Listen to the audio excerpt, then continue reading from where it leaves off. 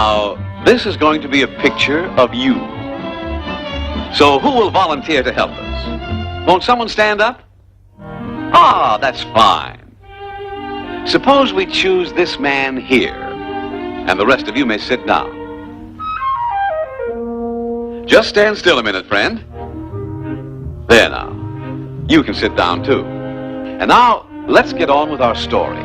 A story about you and your worst enemy. Now, you have already learned to protect yourself from many of your enemies.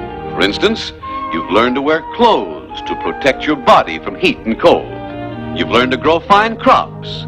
And you raise pigs and chickens. These things all protect you from the enemy hunger. And if a storm should come, you find shelter in your house. Where you've learned to protect yourself from the weather, too.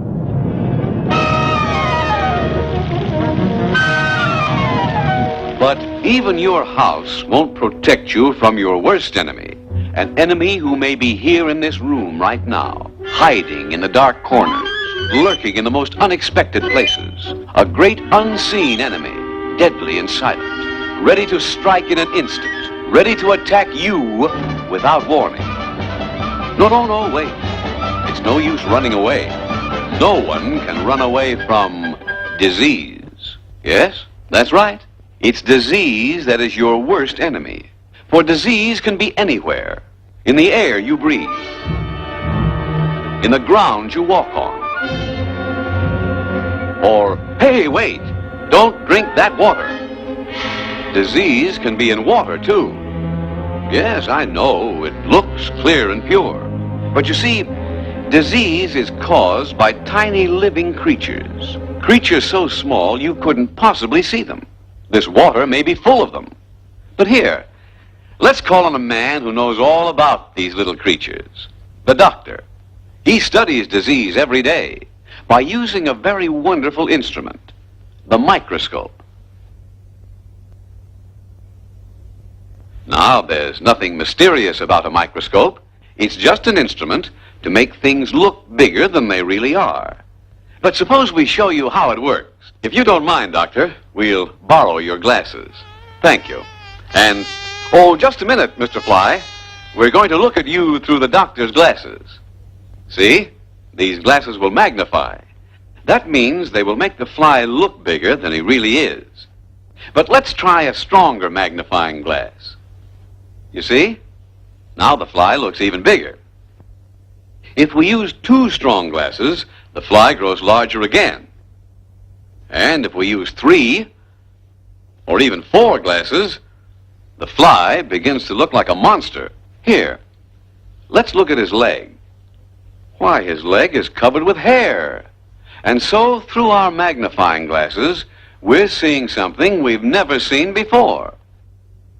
Now, if we take these 4 glasses, put a tube around them, we have a microscope. Simple, isn't it?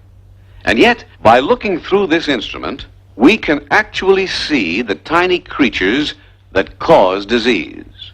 All right? Let's try our microscope on some of that water you were going to drink. This little piece of glass has a drop of that water on it, and we're going to look at it through the microscope. Come on now, everybody, watch closely.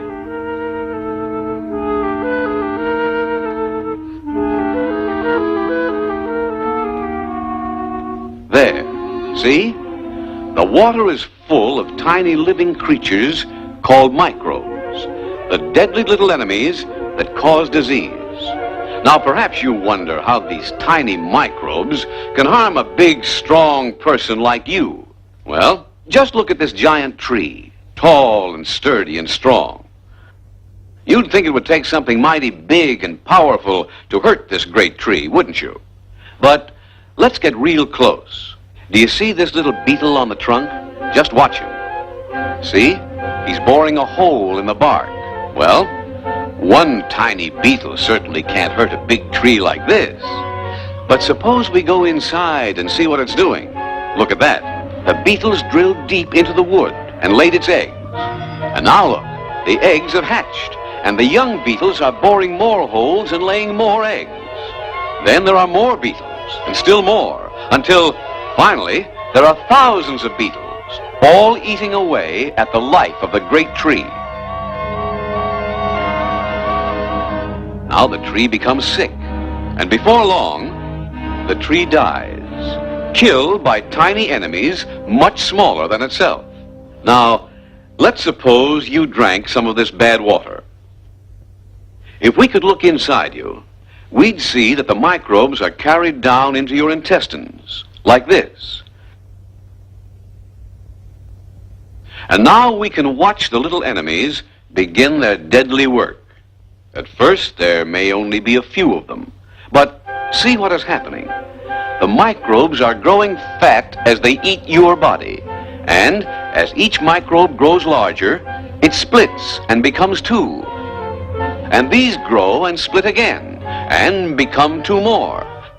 Now the microbes multiply by the thousands, just like the beetles in the tree. Soon your body would begin to lose its strength, and before long, you are a very sick man, all because of these tiny microbes in the water you drank. But remember, it isn't only in water that we find these little killers. No. With our microscope, we can find microbes almost anywhere. Suppose we take a look around your farm. What's this?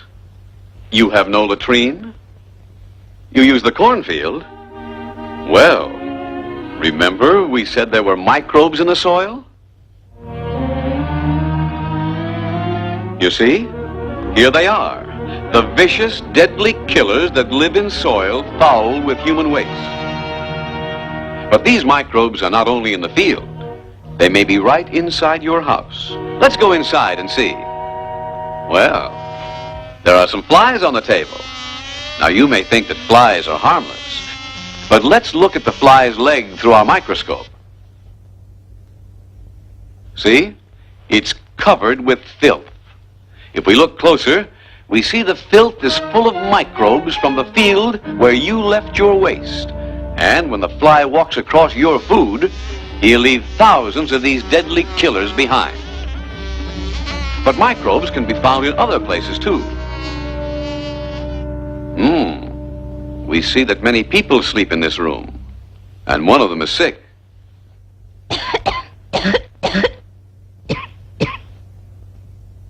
Well, this is where we find microbes in the air. Microbes that came from the sick person's lungs.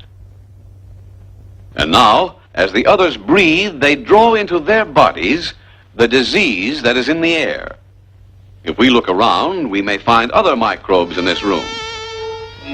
This is the Anopheles mosquito. Our microscope would show that this Anopheles mosquito is full of malaria microbes. And when the mosquito bites you, it will leave many of these microbes in your blood. Then you will have the disease the mosquito carries. Yes, it's true that disease can be anywhere, and you must protect yourself against it. You must fight it. How?